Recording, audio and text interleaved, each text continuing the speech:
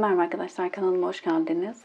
Bugün sizinle beraber aklınızdaki kişi bugün hayatında neler yaşıyor ve siz neler yaşayabilirsiniz bunlara bakacağız. İlahi güçten en net bilgileri alarak aktarabilmek için niyetimi alıyorum. Enerjiye dahil olmak için kanalıma abone olmanız ve bu videoyu beğenmeniz yeterli olacak. Hemen başlayalım. Öncelikle aklınızdaki kişi bugün hayatında neler yaşıyor dediğimizde kurt metaforu olarak geliyor. Bir süredir kurt metaforu fazla gelmeye başladı. Kanaat etmeyen, hırs sahibi, kıskanç olan ve hasetten gözü dönen, kendi kendini yiyip bitiren dedi. Sonuç, karar, haberleşme, yükselen, artan kartı. Şimdi günün enerjisine baktığımızda aslında aklınızdaki kişi biraz stratejik davrandığı bir sürecin içerisinde diyebiliriz. Kendi istek ve arzuları için harekete geçen, daha çok bunun için planlama yapan bir sürecin içerisinde. Biraz kıskançlık duyguları da artmış olarak geliyor ama buradaki kıskançlık biraz şeyden kaynaklı. Ben istediklerime ulaşamıyorum, neden başkaları ulaşıyor dediği bir durumun içerisinde diyebiliriz. Enerjisinin arttığı bir süreçte aslında istekleri ve arzularını gerçekleştirmek istediği ve bunun için ciddi adımlar atmak istediği bir sürecin içerisinde geliyor. İletişime geçme isteği fazlasıyla var. Ve burada artık net kararlar alarak yoluna devam etmek isteyen bir enerjide ve bunun için de aslında o enerji yükselmeye başlamış onun hayatında. Esaret kartı geldi. Korkular, ego, gizli yaşanan aşk, ayrılık, sona yaklaşmak, ilahi güçler tarafından korunmak, yeni şeyler öğrenmek. Şimdi kartların geneline baktığımızda burada çok net bir şekilde ayrılığı bize gösteriyor. Evet, açılım zaten açılma izleme sebebiniz büyük ihtimalle hiç görüşmüyor olmanız ya da haberleşmiyor olmanız olabilir ama bazı arkadaşlarım iletişim halinde olsa bile hayatında ne olup bittiğini tam olarak anlayamadığı için buradan bilgi almak istediği için izliyorlar. O yüzden bazen çünkü yorumlara yazıyor arkadaşlar. İşte görüş olsak zaten dinler miyiz? Yani öyle değil. Bir iletişim içerisinde olabilirsiniz ama ne düşündüğünü, ne yaşadığını bilmeyebilirsiniz. Buraya geçiyorum. Şimdi günün enerjisinde aslında burada biraz kayıp durumu çok fazla onun hayatına. Yani kaybetme korkusunu fazlasıyla hissetti ve bunu kabullenmek istemediği bir sürecin içerisinde. Yani şu üstteki ilk 3 kart zaten şu üstteki kartlar şimdi ciddi şekilde canının yandığını, terk edilme korkusu ya da terk edildiği için ya da terk edileceğini düşündüğü için ciddi bir tedirginlik içerisinde olduğunu söyleyebiliriz. İlişki bitmiş olsa bile ya da bitme konuşması yapılmış olsa bile yine hani bazen şey yapılır ya bitti bitirdik ama yani biz hep böyle ayrılır barışırız devam eder düşüncesi olur ya da bu gitgel durumlar yaşanır. Burada sanki o durumun artık olmadığı, biraz ya gerçekten mi bitti dediği bir durumun içerisinde bunun kaygısı da çok yüksek olarak geliyor. Bazıları için gizli yaşanması gereken bir ilişki olabilir. Bazıları için de gerçekten sevilip sevilmediğini anlayamadığı, korkularının yüksek olduğu, yükseldiği bir ilişki olabilir. Genel manada ama kaybetme korkusunun fazlasıyla yaşandığı bir süreçte. Şimdi bakın şu 3 kartta resmediliş şeklinde kadınların arkası dönük. Yani biz baktığımızda arkalarını görüyoruz. Burada artık sırtı dönülen bir kişi olarak kendini hissediyor diyebiliriz aklınızdaki kişi için.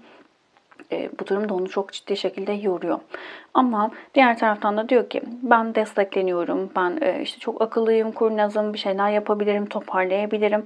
İşte negatif durumları ben pozitife çevirebilirim dediği bir sürecin içerisinde bunu yapabilmek için işte aslında bu kurt metaforuyla o strateji geliştirmeye çalıştığı bir süreçte ve net bir karar alıp haberleşmeye geçerek o yüksek enerjisiyle beraber ben yaparım, düzeltirim durumunu gerçekleştirmek istiyor. Hemen devam edelim. Şimdi aktif enerjiler böyle ayrıntılı olarak bakalım. Bugün hayatında neler yaşayacak aklınızdaki kişi? Genel bilgi alacağım bunu. Bugün hayatında neler yaşıyor? Değnek ası, kupa kraliçesi ve kule kartı. Evet. Şimdi düşen karta da bakalım. Kader çarkı. Harika. Yani kadersel bir sürecin içerisinden geçtiğini söyleyebiliriz. Zaten diğer gelen kartlar da bize bunu gösteriyor. Ama burada artık net olarak bazı şeyleri fark edip harekete geçmesi gerekiyor. Aldığı kararlar ya da yaptığı eylemlerle beraber bu kader çarkı bize yani her zaman tabii ki pozitif olaylardır.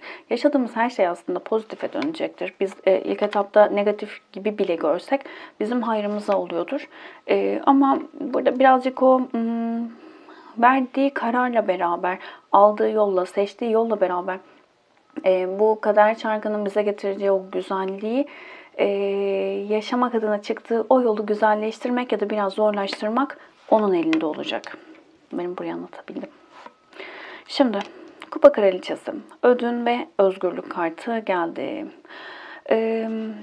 Birinci durum olarak bir kupa kraliçesi ile ilgili bu düşüncelerin içerisinde olabilir aklınızdaki kişi. Kendi durumunuza göre alın lütfen. Burada daha çok böyle sezgileri güçlü olan, sevgiyi bilen, alabilen ve verebilen enerjilerde olan bir karakter var. Şimdi bu kişiyle ilgili tekrar aradaki o enerjileri toparlayabilmek adına kendinden ödün vermesi gerektiğinin çok net farkında aklınızdaki kişi. Ama bu noktada öyle bir şey ki sanki burada kendinden ödün verirse özgürlüğü kısıtlanacak. Bu özgürlük alanıyla ilgili ciddi sorunlar yaşayacağını düşünen bir aklınızdaki kişi olabilir. İkinci bir durum olarak da şunu söyleyebilirim. Kupa kraliçesi sezgilerin böyle yükselmesinden bahseder bize. İşte kendini dinleme ve sevgi dolu dönemlere girme isteğinden bahseder. Şimdi bu süreçte de yani her türlü aklınızdaki kişinin sevgiyi alabilmek ve verebilmek adına, gerçekten mutlu olabilmek adına kendinden ödün vermesi gerektiğinin farkında olduğunu söyleyebiliriz. Ancak burada şöyle bir çelişkinin içerisine giriyor. Evet, mutlu olmak istiyorum. O yüzden işte eyleme geçmeliyim, bir şeyler yapmalıyım. İşte belki karşı tarafın istediği ama benim istemediğim bazı şeyleri gerçekleştirmem gerekiyor. Bunu istiyor çünkü sonundaki o mutluluk onun için çok kıymetli ama özgürlüğünden de ödün vermek istemiyor. Yani buradaki yapacağım her şey benim özgürlüğüme karşı yapmış olduğum bir yanlış olacak dediği bir bakış açısı var. De burada özgürlük tırnak içinde ne anlama geliyor? Aklınızdaki kişinin o bilinçaltındaki duruma göre değişir. Şimdi neden bu durumun içerisinde dediğimizde değnek ası, kıyı ve düşmanlık kartı. Şimdi değnekler bizim böyle tutkularımızdan bahseder. Samimi ilişki kurma isteğinden bahseder değnekler ve bununla ilgili adımlar atmaktan bahseder. Şimdi bu noktada yakın geçmişte samimiyeti veremeyen bir enerjisi olmuş olabilir. Yani ya da karşısındaki kişinin samimiyetine güvenemeyen bir yapısı olabilir aklınızdaki kişinin. Daha çok burada ya hani şey derler ya, işte o benim güvenli alanım. İşte ben bir şey olduğunda onun yanında olurum gibi gibi. Sanki yaşanan sıkıntılı bir sürecin içerisinde kol kanat germesi gereken bir süreçte burada tam karşısında durmuş diyebiliriz. Yani örnek olarak işte bir ilişki içerisindesinizdir. Diyelim ailenizle ilgili sorun yaşıyorsunuzdur ve aklınızdaki kişinin size destek olmasını, sizi koruyup kollamasını ya da bu koruyup kollama manevi olarak varlığını hissettirmesini istemişsinizdir. Ama o alanın içerisinde haklı olun ya da olmayın, hiç fark etmiyor. Onun varlığını hissetmek istemiş olabilirsiniz ama aklınızdaki kişi bu noktada örneğin ya hayır ailen haklı, sen yanlış yaptın burada gibi gibi sizin daha çok böyle enerjinizi altı çeken bir durum ortaya çıkarmış olabilir. Bunun gibi bir durum yaşamış olabilirsiniz. Yani burada aslında o güveni veremeyen, o samimiyeti veremeyen, daha çok böyle negatif de davranan bir enerji oluşturmuş olabilir. Bu bakış açısı aslında onda şöyle de olabilir. Yani çünkü burada şunu hissetmedim. Yani ben haksızım, çok kötü şeyler yaptım gibi değil. Böyle olması gerektiğini düşünen, belki de karşınızdaki kişi size şu şekilde geliyor olabilir. Ya ben çok dobrayım, işte söylenmesi gerekiyorsa neyse söylenmesi gereken onu söylerim gibi. Ama Burada bunun altında farklı bir enerji var ama aklınızdaki kişi bunu yaparken yani negatifte bir şeyler çalıştırayım gibi değil. Böyle olması gerekiyordu, öyle yaptım dediği bir durumun içinde. Ki bu yüzden aslında tekrar bir şeyleri toparlayabilmek adına bazı alışkanlıkları, bazı benimsediği şeyleri geride bırakması gerektiğini düşünüyor. Ama bunu yaparsa da kendim olmaktan çıkıyorum dediği bir durumun içinde diyebiliriz. Şimdi enerjiler böyle devam ederse neler olabilir dediğimizde buraya bir kart alalım, kule kartına. Kule kartı yani onun hayatında ciddi bir yıkımın olacağını söylüyor bize zaten. Değnek dokuzusu geldi. Aslında güzel. Neden güzel? Şimdi değnek dokuzlusuna baktığımızda korkudur, duvar örmektir, yorgun düşmektir. Yavaşlama ve hicap kartıyla burada daha çok bu ilişkinin içerisindeki o soğuk durumun ortaya çıkması olarak kuleyi görüyorum. Şimdi birçoğunuz ayrılmış olabilirsiniz ya da birçoğunuzun belki çok güzel giden ilişki bir anda böyle çok negatife dönmüş olabilir. Bu noktada yaptığı şeylerden ciddi şekilde utanç duyan bir enerjiye doğru girecek. Gidişatın yavaşlamasına sebep olduğu için, sorunları kendisi çıkardığı için, böyle görünüyor en azından, burada bir pişmanlık durumu içerisine girecek. Yani hayatında o biten, çıkan, yaşadığı o negatif durumla beraber artık o duvar örme, yanlış yaptığı şeylerle ilgili yüzleştiği bir sürecin içerisinde olacak. Kadersel olarak da ciddi bir durum yaratacak aklınızdaki kişi için bu. Devam edelim hemen. Şimdi onun hayatında bunlar oluyor. Sizin hayatınızda neler olabilir? Buna bakalım hemen. Balık metaforu olarak geliyorsunuz. Hülyalara dalan, hayal dünyasında yaşayan, siniri sakinlikle örten, korkan dedi. Çok benzer kartlar. Özellikle bu haftaki kartlar çok aynı enerjilerin devam ettiğini gösteriyor. Bağlılık ve gölge çalışması ikiz ruh kartıyla beraber. Yani burada duygusal olarak biraz yorucu bir süreçten geçtiğiniz ortada. Bağlılığınız hala devam ediyor ama bağlılık birazcık böyle olması gerekenin daha üstünde gibi hissettirdi. Buraya biraz bağlılıkla bağımlılık arasındaki o duruma biraz dikkat etmekte fayda var diyebilirim. Benliğinizin karanlık taraflarıyla, bilinçaltınızdaki o karanlık taraflarla yüzleşmeye başladığınız bir sürecin içerisindesiniz. Ama burada öyle bir şey var ki, sürekli takip eden arkadaşlar bilir, ben ikiz alev, ikiz ruh, ruh eşi gibi tanımlamaları yapmıyorum. Yapan arkadaşlara saygım var ama ben doğru bulmuyorum. Ama burada tabii ki enerjinin çok yüksek olduğunu, birbirinize çekimin çok yüksek olduğunu söyleyebiliriz. Burada bir taraftan ya ne yapmalıyım dediğiniz bir durumun içerisindesiniz. Diğer taraftan da ne olursa olsun benimle olmalı ya da ben onunla olmalıyım dediğiniz bir durumun içerisindesiniz. Belki de burada bağlılık ve o enerjiyi iyi değerlendirmeniz gerekiyor. Gölge çalışması ortada olduğu için. Yani gerçekten karşınızdaki kişiye bağlı mısınız? Ama bu bağlılık sevgiden, aşktan ya da gerçekten bir ruhsal bağlantıdan kaynaklı mı? Ya da sizin o eksik olan duygularınızı, düşüncelerinizi ya da nasıl söyleyelim? İşte ilişkiye karşı bakış açınız ya da bilinçaltınızdaki o negatif taraflardan kaynaklı mı birbirinizi çekiliyorsunuz ya da hala bu kişiye karşı bağlılık hissediyorsunuz? Bunun çok net farkına varmanız gerekiyor. Yani gerçekten bu kişiyle olmak istediğiniz, gerçekten sevdiğiniz için mi?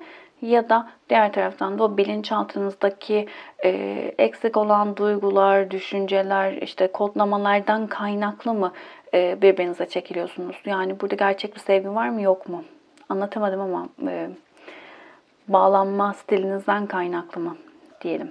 Şimdi buraya bakmakta fayda var. Çünkü bu sizin bu süreçte aslında gerçekleri çok da göremediğinizi ve görmeniz adına şu anki durumu yaşadığınızı söylüyor bize. Şimdi manevi yönden güçlenmek, sıkıntıların geçmesi, bitmesi dedi. Zihin ve ruh arasında uyumsuzluk, istikrar, yavaş ilerleme, aşk, tutku ve duaların kabul olması çok güzel geldi. Çünkü burada şimdi kartların tamamına baktığımızda aslında burada gölge tarafınızın farkına vardığınızda, görmeniz gerekeni gördüğünüzde, içinizdeki o şifalanması gereken alan şifalandığında, ki bunu yapmak için manevi yönden güçlendiğiniz bir durumun içerisinde olacaksınız. Yani o alanı görünce manevi olarak o tarafı besleyerek daha çok yaratıcıyla ya da inancınıza göre o bağı kuvvetlendirerek yaptığınız çalışmalarla kendinizi bulmaya başladığınız, maneviyatınızı yükselttiğiniz ve burada negatifi pozitife çevireceğiniz için, yani o gölge tarafın farkına vararak orayı şifalandıracağınız için, zaten öyle bir şey ki bu kart. Sihir yaparak olmayan şeyleri oldurmak der. Duaların kabul olması gerçekleşecek mucizeler der. Evet, yavaş ilerleyen bazı durumlar var hayatınızda. Çok net. Zihin ve ruh arasında gidip geliyorsunuz. Ama bu noktada burada bu gölge tarafı fark ettiğinizde aşkı, tutkuyu, o yoğun duyguları net yaşayabileceğiniz enerjileri kendiniz oluşturacaksınız dedi.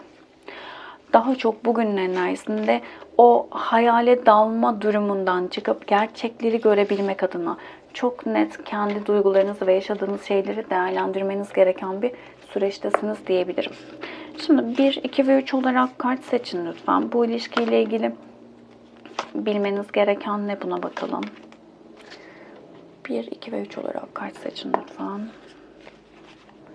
Bugün biraz konuşurken zorlandım. Kusura bakmayın. Şimdi biri seçin arkadaşlarım.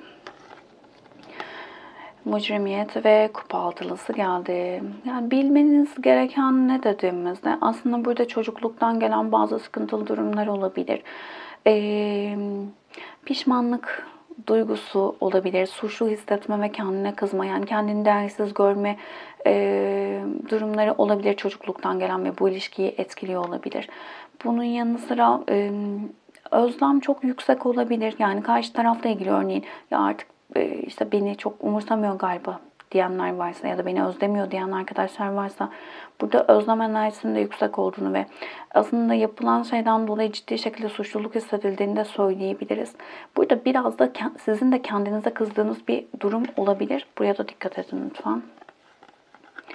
2'yi seçin arkadaşlarım. Dünya kartı ve ahenk. Akıl ve kalp arasındaki uyumu yakalama. Karmik bir durumdan geçiyor olabilirsiniz bu ilişkiyle beraber. Yani bir karmayı ödüyor olabilirsiniz. Dünya kartı karmadan da bahseder. Yeni başlangıçlardan da bahseder tabii. Bazıları için karmayı temsil ediyor olabilir. Ve bu karmayı temizleyebilmek adına daha çok böyle akıl ve kalp arasındaki uyumu yakalamanız gerektiği bir süreçten geçiyor olabilirsiniz. Karşınızdaki kişide kızdığınız şeyler her neyse, bu konuların üzerine giderek ben bu durumu neden yaşıyorum? Benim burada görmem gereken ne? Mesela güven problemi mi yaşıyorsunuz karşınızdaki kişiyle? Hayatıma neden güven problemi yaşayabileceğim kişiyi seçtim, çektim? Burada kendi içimde hangi durum var? Benim güvenle ilgili hangi tanımlamalarım var?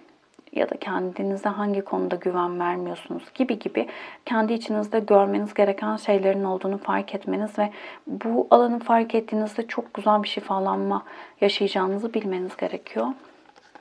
3'ü seçen arkadaşlarım. İmparator ve politika. Ya burada çok net şunu söyleyebilirim. Bu ilişki içerisinde ego durumları çok yüksek olabilir. Özellikle 3'ü seçen arkadaşlarım. İmparator egodan bahseder bize. Şimdi bu egoyu olumlu da yorumlayabiliriz. Birçok kez söyledim, ego kötü bir şey değildir. Sadece o her şeyde olduğu gibi dengeyi sağlamak çok önemli. O dengeyi kuramadığımızda her konu için geçerli ama egoda o denge sağlanmadığında karşınızdaki kişiye acı verici şeyler yaşatabiliyorsunuz. O ego ile beraber ciddi bir vicdansızlık durumu ortaya çıkabiliyor.